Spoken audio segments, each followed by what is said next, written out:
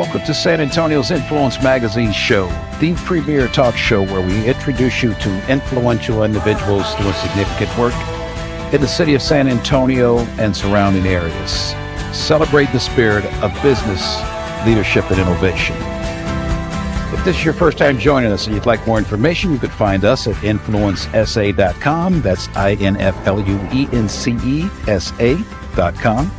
Like us on Facebook, Instagram, LinkedIn, Pinterest, and for this particular episode of the show, all future and past episodes of the show, pull up your YouTube search bar, toss in San Antonio's Influence Magazine show. When you get there, please subscribe, give us a like or a thumbs up, and hit that bell so that you don't miss any future episodes of the show.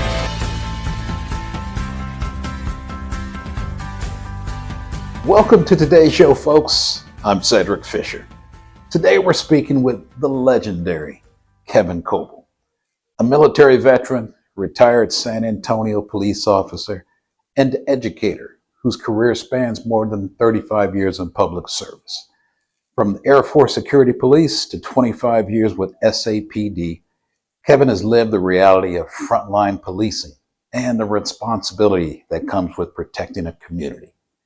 Now he continues that mission in the classroom, preparing the next generation of criminal justice professionals. His perspective is shaped by experience, integrity, and a deep commitment to service. When we come back, we'll hear from Kevin. Stay tuned.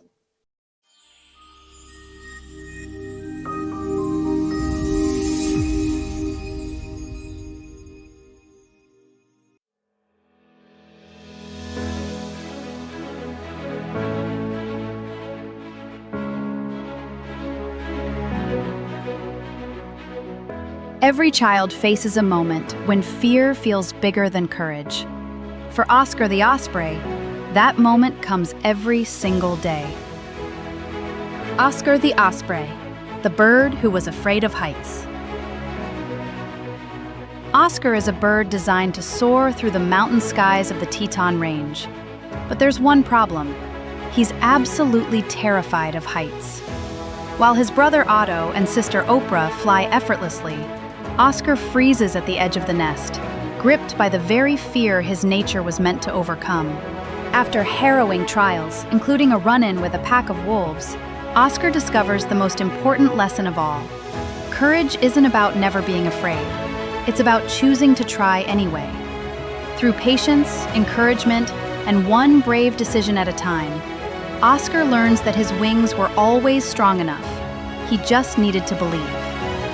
From children's author Edward Martin Polanski comes a story Kirkus Reviews calls a must-have for families, schools, and communities. With black and white illustrations by award-winning artist Jean Rousseau, Oscar's journey teaches children ages 6 to 8 that being brave means flying even when you're scared.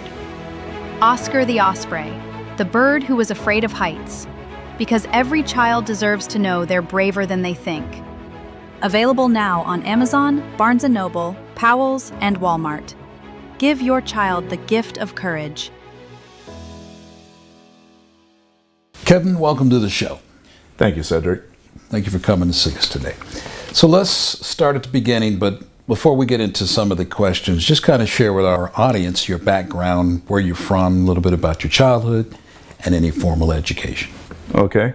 Childhood, I was raised in a small town in Massachusetts called Groton, Massachusetts. Groton. Okay. It's a little north of Boston. I was raised by a single mother. Initially, when I came to be, we didn't have a place to stay. Single Irish Catholic parent. My grandparents were not exactly that thrilled. So initially there was no place to go. I didn't realize this. I was told later by my mother. Then my mother became ill, and it's like everything turned to magic. We returned back to the house, and that's where my grandmother took over. There was no She was a very loving woman. She came from Ireland when she was 17 years old straight to Boston. There was no Ellis Island. She was very strict, but she was very loving. And she's the one that gave me the foundation that I carried through my whole career, multiple career. And I'll say what that is first. As a young child, I remember her telling me, "You're going to greet everybody with a smile. Shake their hand if you can, and say hello." What I didn't realize at the time was because of what she went through when she first came here. And, you know, we know the history of Boston, and it didn't really fit until I became an adult. But I always tried to treat people with respect and dignity, whether it was in the Air Force. I served for 10 years in the security forces. I was blessed to become a San Antonio police officer and accepted that challenge, served my community for 25 years. And if that wasn't enough, I retired from the San Antonio Police Department July 31st, 2018, and became a high school teacher, where I taught for 8 years. I started at Douglas MacArthur High School. They gave me my opportunity, and I think I loved the 4 years there. I just didn't like the drive. I live in New Braunfels. Coming down 35 every morning is not a thrill. So an individual called me and said, "Hey, Clemens is looking for a high school teacher to teach law enforcement. Are you interested?" And I taught there for 4 years, retired because I was able to purchase my military time. It's pensionable and retirement and all that's boring. And then my son was trying to become a firefighter. Well, San Antonio College has a first responder academy. And I didn't realize that they had moved to Atascosa. The first responder academy is for police and fire. As I was showing him around the campus, they asked me, "We can make this a twofer." And I said, "Twofer? What do you mean twofer?" "Well, if you agree to come down here and teach, because we know you're retired, Kevin." So I did. And recently my son was just hired at Travis County ESD number 11, and he loves it. So the family tradition of serving continues for another generation. I think my formal education, bachelor's degree from Wayland Baptist University. Okay. And a master's also from Wayland Baptist University in criminal justice. Very nice.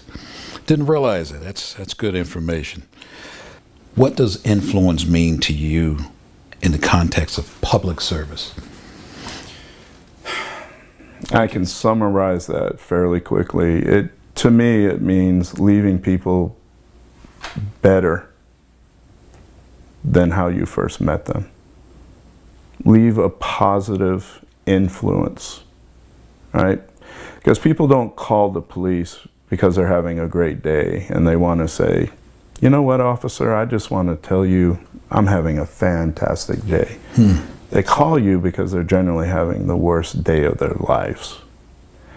And if I can somehow get them through that process with all the tools in my tool belt and leave them with a smile, then I've done my job, and I've been able to make somebody's day a little bit better. Maybe I shined a little bit of sunshine on them.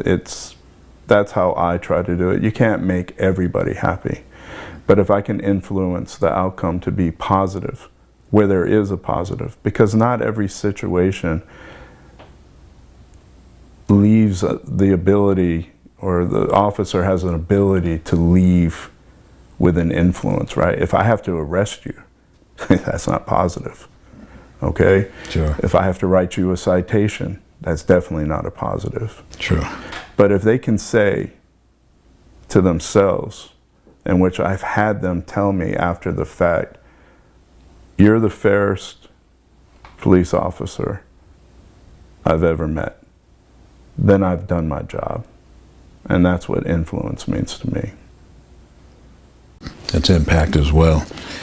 Outstanding. Kevin, you spent 10 years in the U.S. Air Force Security Police before serving 25 years in SAPD, San Antonio Police Department. How did those two chapters shape your leadership style and the way you showed up for the community? Well, the Air Force is going to teach you discipline, right? We all know basic training, tech school. You're always going to be underneath somebody that outranks you. And what it showed me was I didn't just want to talk the talk. I wanted to walk the walk. I wanted to lead by example when I got into that position as a young NCO. But I had to literally earn my stripes, right? So I would take the best that my good supervisors afforded me, and anything negative, I would just cut it out. I'm like, okay, that's not me. That's not my style. But you learn the pros and cons of everybody. Then going into the police department, it's a different world. You might handle, when I was a security policeman, a couple of calls a night on a base. And I was at Lackland Air Force Base here in San Antonio. It was, for the most part, very slow when you compare it to the call load of San Antonio Police Department. Uneventful. Occasionally. Every once in a while, something would happen. Sure. But for the most part, it was, I hate using that word routine, but it was routine. San Antonio Police Department, West Patrol Dog Watch, which is where I first started after the academy and my field training rides. Not routine. Nothing but routine. No. Sure. I was averaging 20 calls a night on average. And you're affecting those people's lives, whether it's something, and we've discussed some of the funny calls I've had, right, where the wife called on the husband to complain because he hid the remote control on her, or I'm dealing with multiple fatalities. It's everything and anything in between. But I'm thankful from my upbringing, what I learned in the United States Air Force with the discipline, to carry that into my San Antonio Police Department career, and then transition into education, right? I've never shared this story with you. My first day over here at MacArthur, young teacher across the hallway from me, the students hadn't even shown up yet. It was our first day where the students show up. She comes over and she says, "Hello, it's nice to meet you. I'm glad that, you're here." And of course, I greet her with a smile and a handshake. All right, said hello. An hour and a half later, she resigned. She was done. Oh, no. And I do remember looking at myself, thinking to myself, like, Kevin, what have you gotten into? But that foundation, I believe, and you know me and you've been in my classroom, I excelled. And I loved being a teacher. I loved being a San Antonio police officer. I loved being in the United States Air Force. It was just, to me, it's a natural transition. However, some people would be like, "Are you crazy?" No, I'm not crazy. But I love serving. Yeah. And I love giving back. Servant leader with a servant spirit. Integrity is a theme that runs through your entire career. What practices or principles helped you maintain that standard over 3 decades of service? Going back right to the beginning, right? Core You values. can't, well, it's the core values, but it's easy to say, well, I have integrity, right? But what does integrity mean to the individual, right? Doing things when there's no one there to watch is what it's always meant to me. But we didn't have cameras in the early days of SAPD, body cameras, we call them. We didn't have that.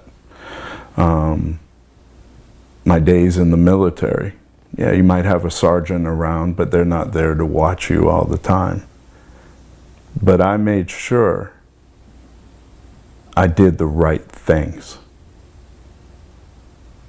Now, I may have made an honest mistake, and I did make honest mistakes. Mm-hmm. But I had the integrity to make sure that, one, I learned from that mistake. I matured from that, if it was a maturable lesson that I could grab a hold of and say, okay, Kevin, don't do that again. But it's just doing the right thing. My aunt, and I'm sure we'll talk about this later, I left home at 19. Joined the United States Air Force, never really looked back. I go home to visit, but my roots are in Texas. I've been married for 21 years to a lovely wife from Madrid, Spain. Have to throw that in there. Spain just won the World Cup, so it's a happy it's a happy household in the Coble household. My son just got hired, or was just hired by the Travis County ESD 11. So there's been a positive, thank God, there's been a positive influence in my life. You know, my grandmother when I was very young, my father, United States Army active duty. He was a soldier at Fort Devens, Massachusetts. That's how my parents met. I think I was the ring bearer for their wedding. I was 9 years old. Okay. So I was blessed that he was a good man, and he was a caring individual. And he taught that to me, to where I am doing the same with my son. To be a good, caring father, to be a good, caring man, and to be a good husband. And all that was from that little Irish woman I call my grandmother that set the foundations early, and I've never looked back.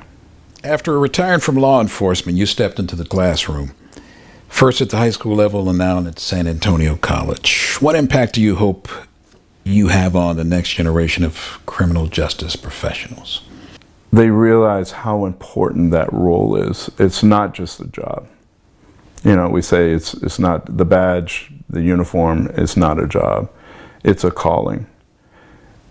What I wanted my students, whether it was at the secondary level or at San Antonio College, it's a little bit different because these are professionals that want to be police officers. Don't let the badge define you. I was a man way before I put this uniform on, right? I don't have anything to prove to anybody, but I wanted to serve. I wanted to help people, and I continue to do that through education. And I want my students to be caring, loving individuals. I don't want them to change who they are simply because they were hired by whatever agency, became a police officer. And don't become a police officer for the wrong reasons. If you're not here to serve, you need to go find another position. And I lived that. Mm-hmm. And you've known that since that first day I met you. Right. You know, I am who I am. And I hope by some saving grace that some of me transitions into my students, that they see by example my integrity, my discipline, my caring nature, that I also instilled that into them. And so far it has happened. I've had, actually it was 2 of my Douglas MacArthur High School students recently graduated from the SAPD Academy, and I was lucky enough to be invited to their graduation. Nice, nice, very nice. Leadership by example. Exactly. Outstanding. So you bring real-world experiences to your teaching. What do you believe young people entering criminal justice need to understand about the responsibility and the weight of the profession? You can't let the job or the 8 hours, 10 hours, 12-hour shift that you're on define you, right? You have to be able to go out there. And this is what a lot of people don't realize. We'll handle one call, it's life or death. Even if it's serious, you're more than likely going to have other calls for service throughout that shift. You can't let the previous call affect you onto the next call as you're moving throughout your day. You have to take each individual person that you come in contact with and treat them with dignity, respect, thoughtfulness, be caring. If you can be. Not every call allows you to do that, right? And that's the same thing. I can transition that right into the classroom. I would have teachers that would tell me, these were senior teachers that I looked up to. I wasn't an educator. I mean, what am I doing in this classroom? How do I teach? What do you do? They would say, teach those that are teachable, and the rest to their own. I'm like, no, they're all teachable. You just have to be able to reach them. Now, you've been in my classroom. You have I have. I believe I reached them all. Freshmen, sophomores, juniors, seniors. There was never, I was challenged once by a freshman. And even he and I won't say we became friends, but he thanked me after the incident was resolved. And he became one of my best students. So everyone is teachable. Whether it's in a classroom, a high school setting, or it's at San Antonio College. The San Antonio College one, they want to be there. These are young men and women that want to be professional law enforcement officers, or else they wouldn't be there. Yeah, they choose to go to school. My students, some of them, they're like, hey, we're going to put them in Mr. Coble's classroom because he has a good rapport with the students. In other words, no one else could break through the way that I was able to break through. And I miss it. Your son now serves as a firefighter. Yes, sir. Which you're extremely proud of. And very proud of. Can't wait to meet Michael one day, shake his hand. So what does it mean to you to see that commitment carried forward in the next generation? I didn't think it was going to happen. I was going to say I didn't have a path chosen for myself. But I did. I just didn't know how to get there. Right? We didn't have Public Safety Corps, which used to be known as the Law Enforcement Explorer Program. Have you heard of that? I believe so. Yeah.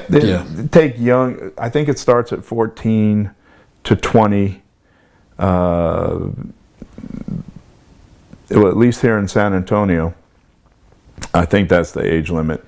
And it teaches them what it is to be a police officer. Is this the type of career you're looking for? These are some of the things we do. We'll run scenarios, we'll do PT, we'll put them in uniform and have inspections. It's almost like they're in the academy. but it's only 3 hours. I think it's every Tuesday night, 6 to 9 p.m. at the Northside substation. Great program, excellent program, because it's a pipeline straight to the academy when they turn 20 and a half, because you have to be 21 years old in Texas to be a police officer. So we've had multiple people from the Northside substation. They get straight into, like, every single academy class, there's at least 1 or 2 people in it from that public safety corps class. And when I was at Douglas MacArthur, I had 6 full-time students that were up there at the Northside substation that were part of public safety corps. And that was big. But think about how close we are to the Jones-Maltzberger substation. It's relatively a hop, skip, and jump away, right? When I was at Samuel Clemens, I had as high as 14, averaged 12 over there every Tuesday night, 6 p.m. to 9 p.m. And they never had anybody from the Schertz-Cibolo Universal City Independent School District even attempt to try to join that organization. It's no fault of the school district, it's just that Schertz, Cibolo, Universal City, those agencies, their law enforcement agencies, don't have the resources that the San Antonio Police Department offers. And we're able to do this. So when I first was hired at both high schools, I reached out to the Public Safety Corps coordinator, happens to be a friend of mine, and she said, let them know and I'll take a look at them. And that's been going on now for 7 years. So I'm continuing to give back even to my agency. I'm providing the future officers that are walking, driving, and patrolling the streets of San Antonio. And so far, like I said, I've had 2 SAPD, 4 go into Bexar County Sheriff's Department, 2 into Comal County Sheriff's Department, and 2 into Guadalupe County that were former high school students of mine that are all serving. Great work. We're going to take a quick break. We'll be right back with Kevin Coble. A medic, Sergeant First Class, E7. Went in the first waves, and when I came back, I didn't come back the same way as I left. I was in 11 Bravo, I was infantry. Deploying is what we signed up to do. Fighting wars, protecting civilians back home. I never got to do that, so I still feel weird around the title of veteran. If you could say anything to that veteran, what would you say? It takes courage to say I need help, and you realize you're not alone. You deserve because you served. If you're struggling with life after service, don't wait, reach out. So your wife is originally from Spain, and you both enjoy traveling throughout Europe. I've watched some of your footage.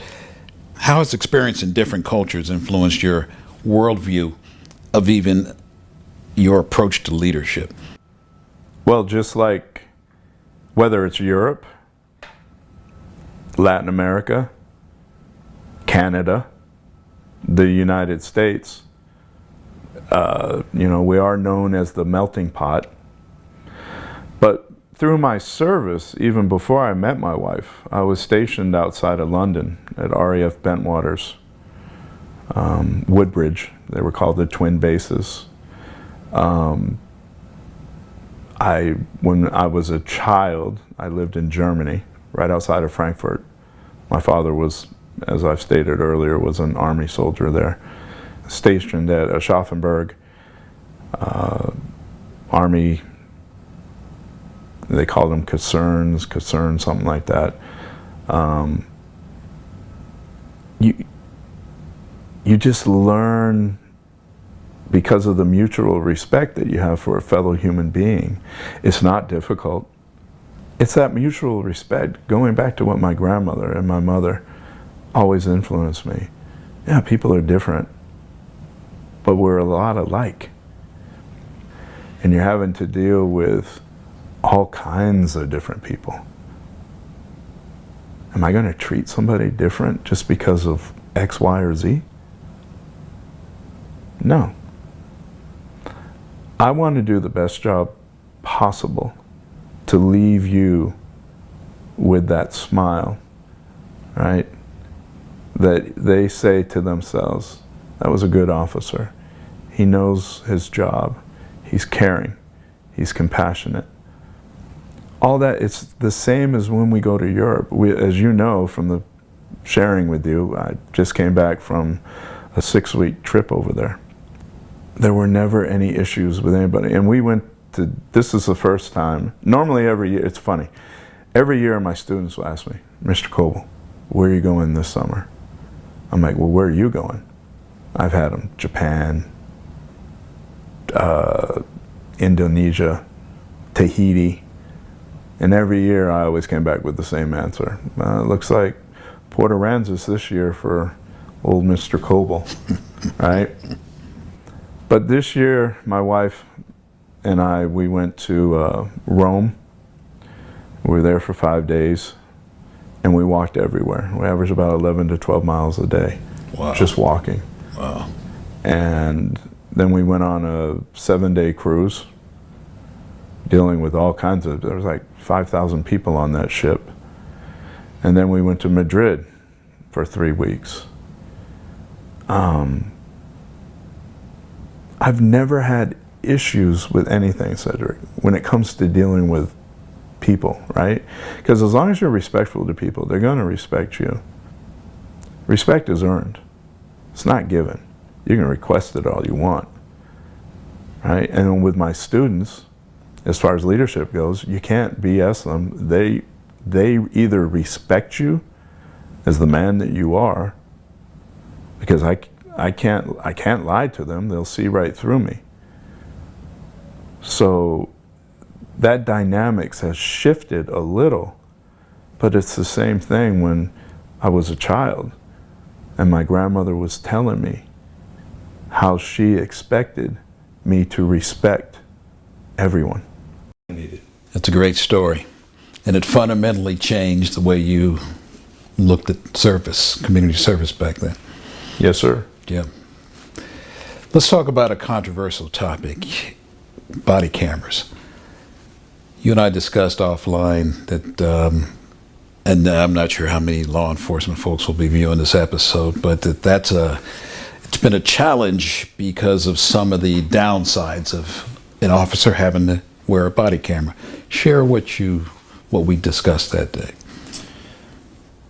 Well, first of all, going back, when we first transitioned to body cameras at the San Antonio Police Department, I was one of the officers that they selected to teach the officers how to wear the body cameras, how to turn them on, what the rules and regs that were going to be associated with it and everything that goes with that. So it actually took months to get everybody through. But I believed in them. Now, some of my peers didn't. They didn't like them. They didn't want to have to deal with them. But I saw it as a positive, right? You can't beat it. We're all going to have to wear it. Let's make the most out of it. And I don't know what the exact numbers are, Cedric, but I would say 99% of the officers are doing exactly what they're supposed to be doing. And with these body cameras, it's showing them that they're making the right decisions out there.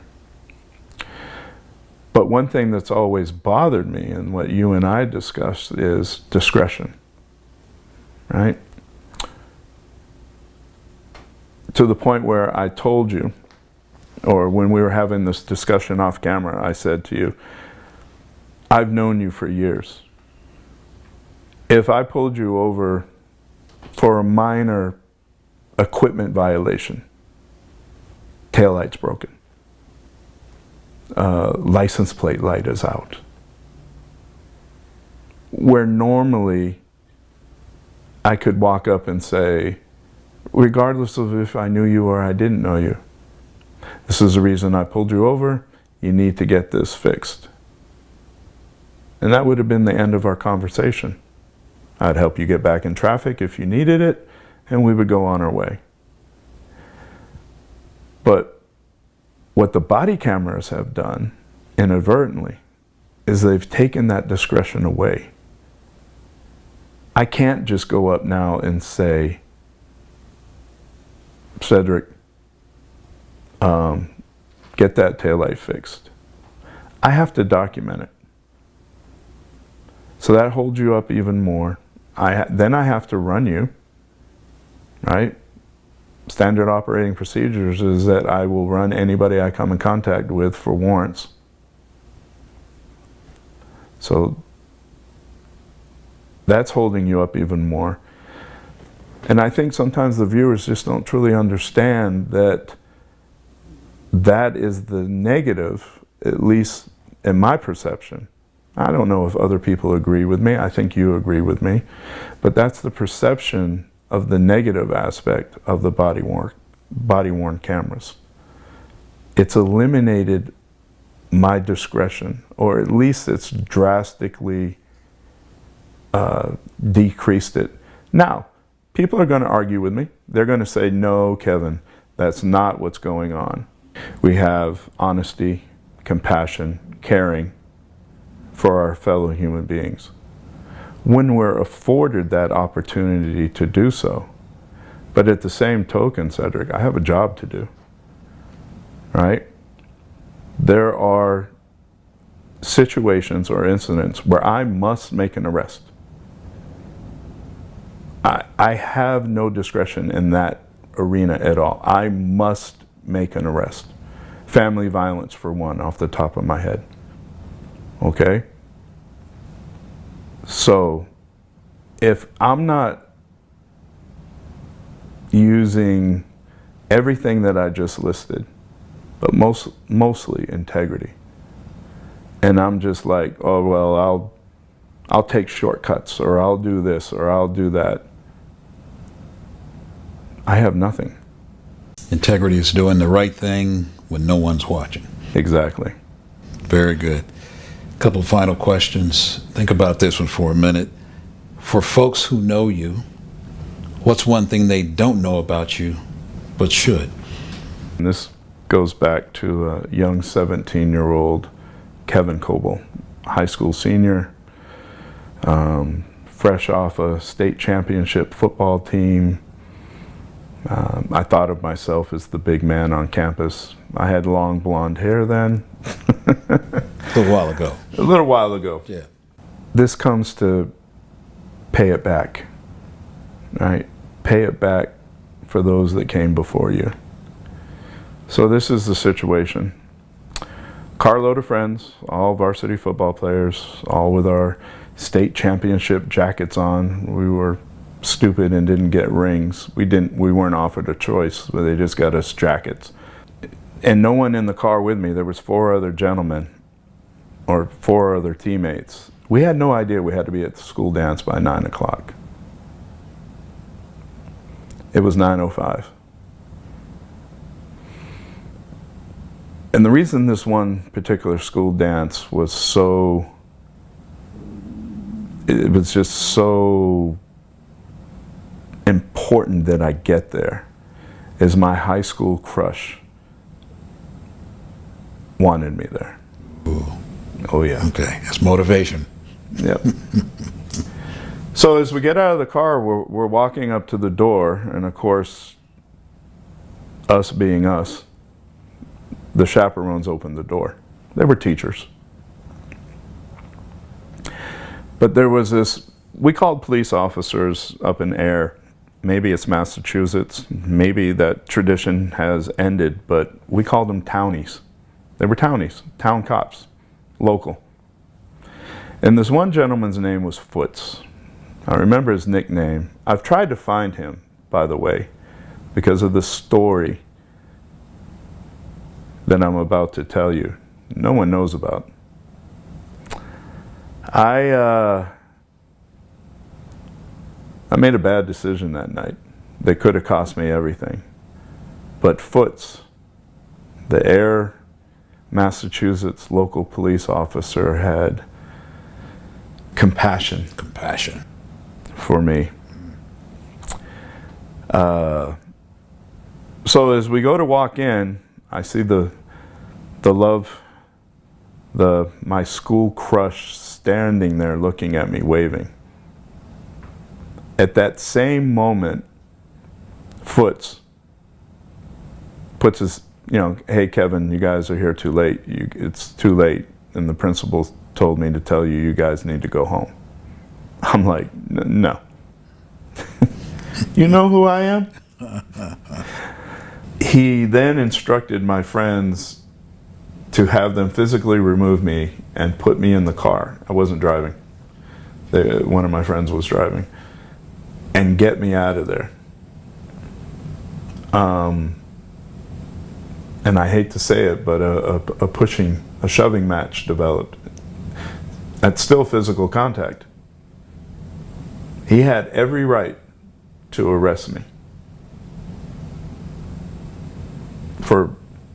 They were all misdemeanor charges, but I never, if you think about it, I probably would have never gotten to the military. I never would have become a police officer, and I sure the heck wouldn't have been a high school teacher, because that whole foundation would have fallen apart. My friends muscle me back into the car.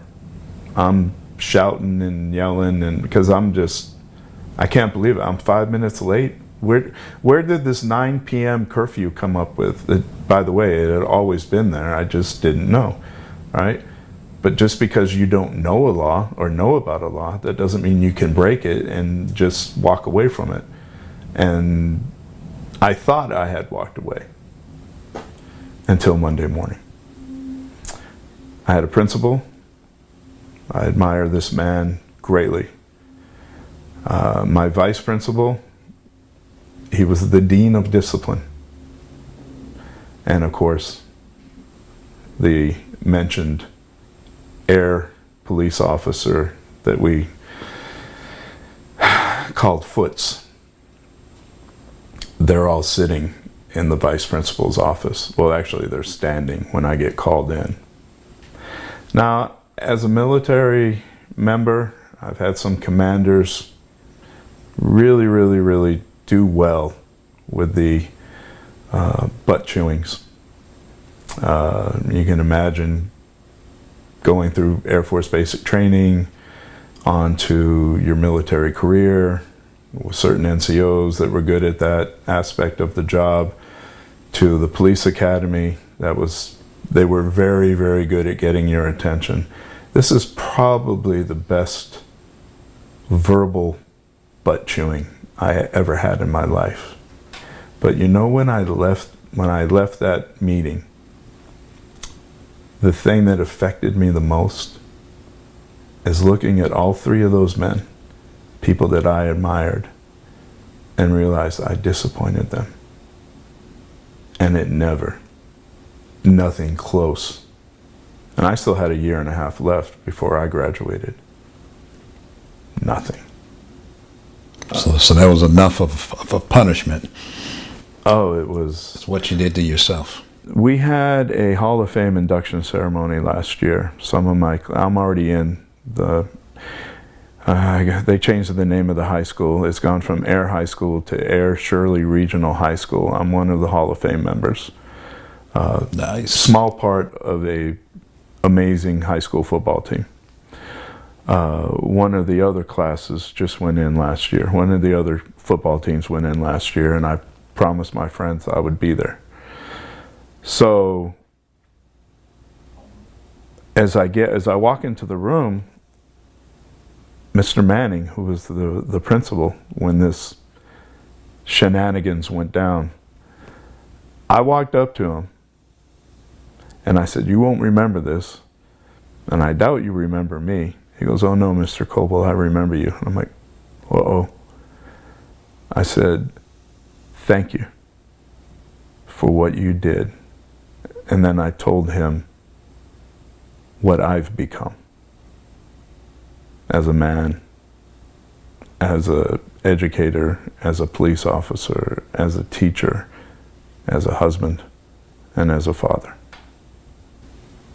That's a great story. Outstanding. Final question. Leaders or readers, they typically have their go-to book on their nightstand.